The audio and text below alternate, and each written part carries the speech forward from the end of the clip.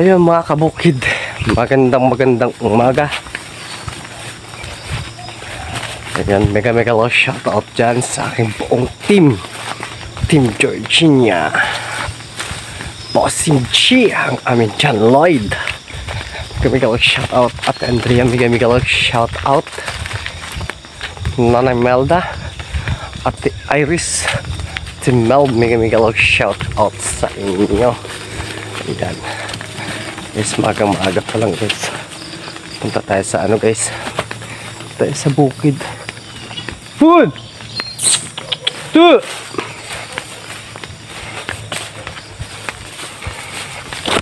Saan naman tayo dito guys? Ang ganito ng mais na nanay, malapit na to guys ma-harvest yung mga mais na yan.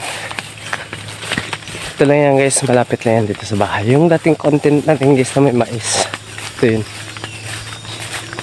Food!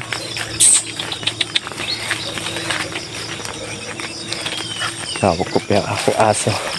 Napakaganda talaga dito guys ng bukid, so hindi pa natin talaga totally na vlog yung bukid dito kasi guys may init, so napakahirap din mag vlog, lalo na pag isa ka lang, walang naghahawak ng camera, hindi ka makapagpaliwanag.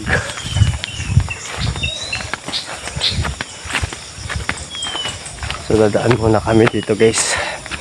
So pupunta kami guys, mag-harvest ulit kami ng saging kasi every 2 weeks or 3 weeks pwede ka na ulit mag-harvest ng saging. So yung aking kasama yun na nauna na siya. Sabi ko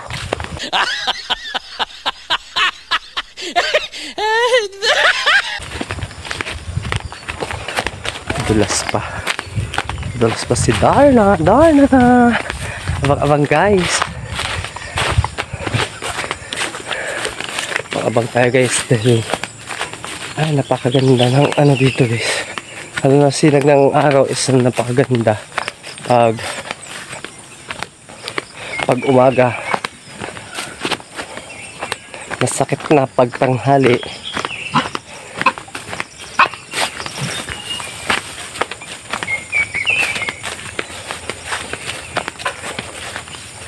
Kaya dapat bilis tayo umakyat sa bundok para pag uwi natin ngayon hindi masyado mainit.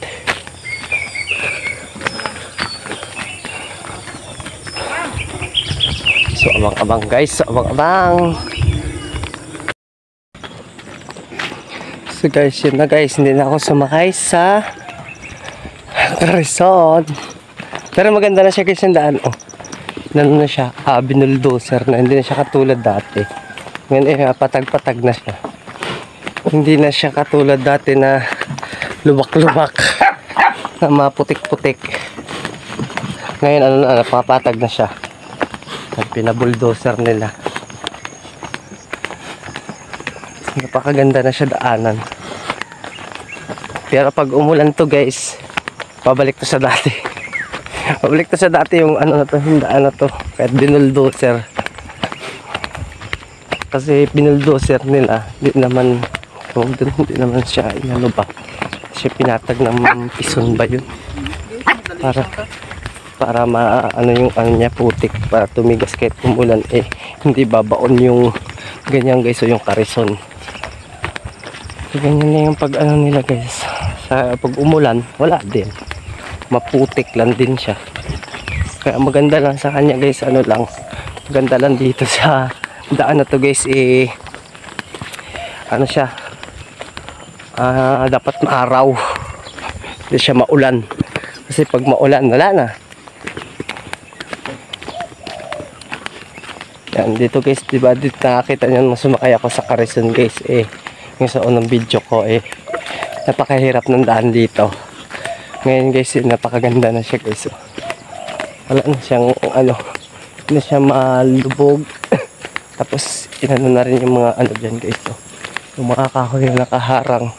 Kaya mukha siyang gubat. Tignan nung sa ko dati sa unang video ko nung pumunta kami sa bukid din na nag-harvest kami ng saging. So kaya guys, napakaganda na ng daan. Hindi na siya katulad dati na yung Quezon bumabalentong, tumatagilid. Ngayon dire-diretso na yung lakad ng kalabaw. So hindi pala ako sumakay, sayang. Naglakad lang ako. So maganda rin to guys, na naglalakad ka, exercise na rin to. Pero napakaganda ng bukid, ng environment ng kabundukan. Dapat sa mga ganito kasi guys ano na kasi siya, hindi na siya mapuno. Kasi hanap buhay talaga ng tao dito ay mais. So yung ibang mga puno na ano na tawag dun, natatanggal na. Kaya subihira mo na makikita yung mga malalaking puno.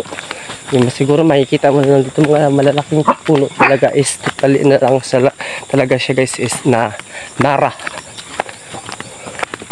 Okay guys, ganda na ng lakad ng kalabaw guys, hindi na siya bumabalentong. Pero hanggang dito lang naman guys, hanggang dyan lang inayos. Hindi na pinasok papunta doon. Kasi dapat ayusin pati hanggang doon pa yun guys, para maganda talaga yung pag-anuhan ng kalabaw pag mainit. Biglang umulan. So napakaganda ng palay nila guys. Hindi na. Naayos na hanggang doon. Ay, naayos na rin pala siya guys. Pati yung ano. Ay, inayos na rin pala siya. Napakaganda na pala ng daan dito guys. Napakaganda na siya. Hindi na siya lubak-lubak. Sana all. Oh, napakaganda na guys. Oh, di ba nadaan yata? Di ba sa video ko dito guys sa video ko dito guys is nung sumakay ako sa Quezon na tumatalbog-talbog tayo ngayon guys. Kahit sumakay ka sa Quezon, hindi ka natatalbog-talbog kasi maganda na yung daan. Inayos na rin pala siya guys. Akala ko hindi, nagkamali pala ako, maling akala pala yung guys. Napakaganda. Sana tuloy-tuloy hanggang doon. Hanggang doon ba yan? Sa taas. So ito, napakaganda na pala guys. Tingnan nyo guys, nung dumaan tayo dito, di ba? Hindi hirap yung kalabaw sa atin kasi nakasakay tayo. Ngayon kahit sumakay pala tayo guys, napakaganda na ng daan. Hindi na mahihirapan yung kalabaw. Oh. Easy na lang pala sa kanya to guys. Yan, di ba? Dati mga pagdinaanan mo to hindi maaliwalas. Ngayon guys, napakaganda. Napakaganda na guys.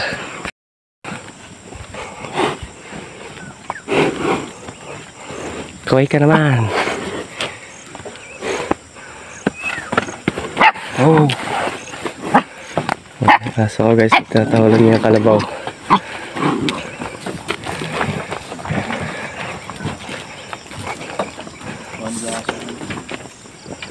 So napakaganda na guys kasi maliwalas na sa tignan kasi malinis na yung daan.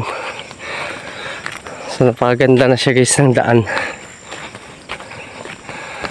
Kaya easy na lang guys yung yung pag-ano ng kalabaw. So napakaganda na environment dito guys sa bundok kasi napaka-fresh ng hangin. So nakapaliwalas pa ng aliwalas yung mga kapaligiran. Pag nasanay ka talaga dito guys sa bundok dapat talaga makakalanghap ka ng sariwang hangin. Yun nga lang guys, nakakapagod lang siya umakyat. So yan mga mais guys yan yung mga makikita mo dito guys, mga mais. Yan siguro guys yan yung mga puno na yung nanara. Hindi lang siya tinatanggal kasi bawal kasi tanggalin yan Pwede naman siya guys tanggalin para sa bahay. Pero kung para ibenta siya guys, hindi siya pwede.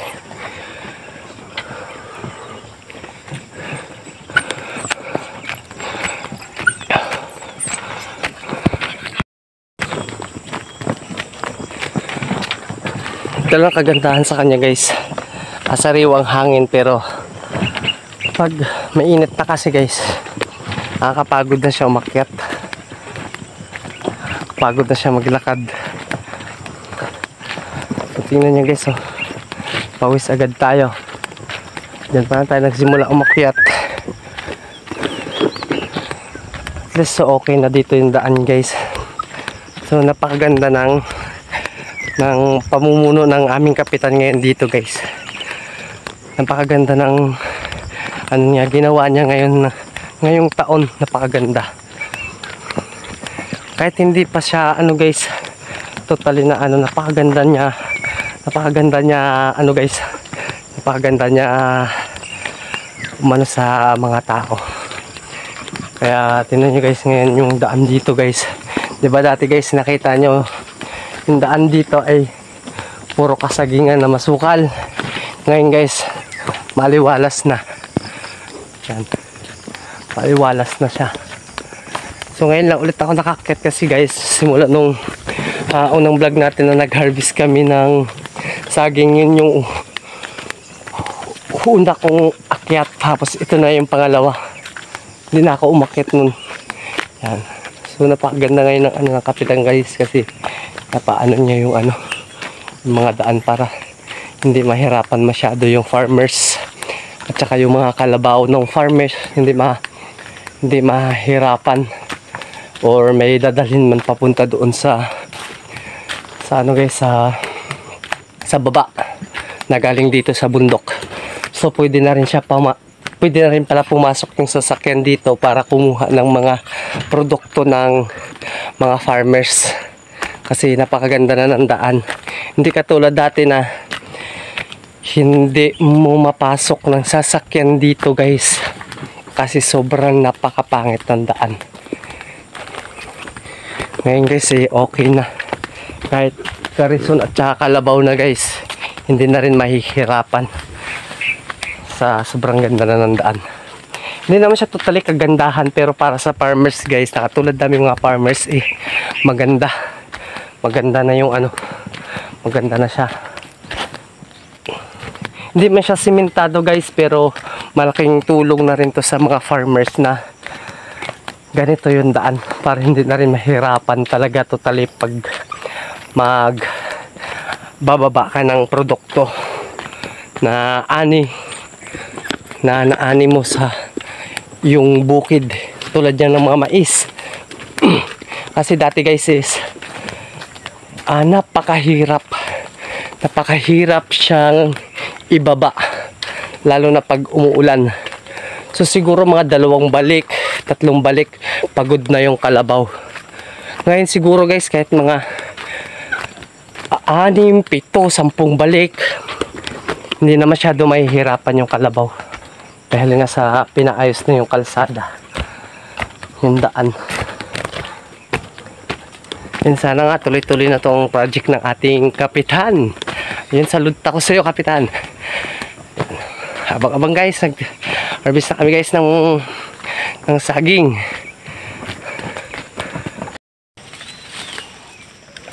So guys, naka-harvest na kami guys. Ayan, nagsasapad na siya guys.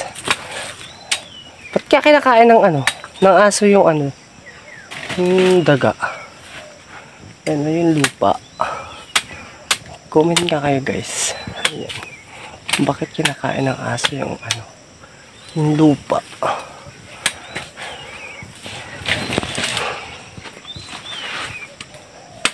So ganito ang buhay guys, ang buhay ng farmers. Ayan.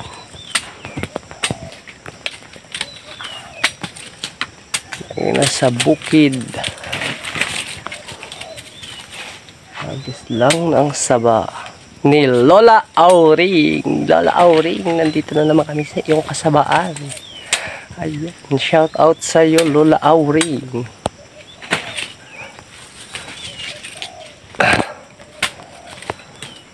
So doon si Angela guys sa taas. Doon kumakain. Angela, kaway ka na dyan.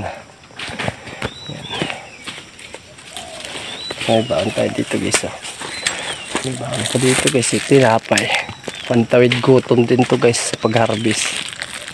Diba, pantawid gutom. Ito yung aso ko. Nagutom na din. So ayun guys, tapos na naman yung isang araw natin sa bukid. Ay uuwi na tayo. Nakagat pa ako ng antik. Ayan.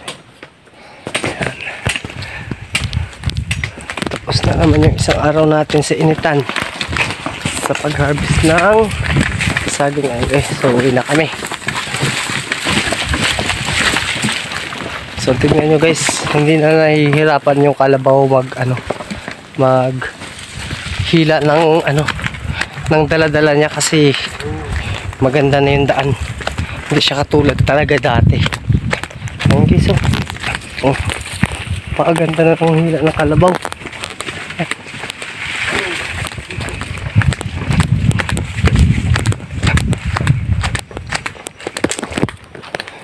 Maganda na ng kanyang paghila ng ating hinarvest na saging.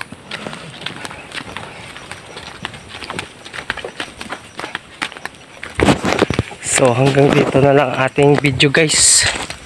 Enjoy your watching. Bye bye guys. Bye bye ka na lang. Bye bye.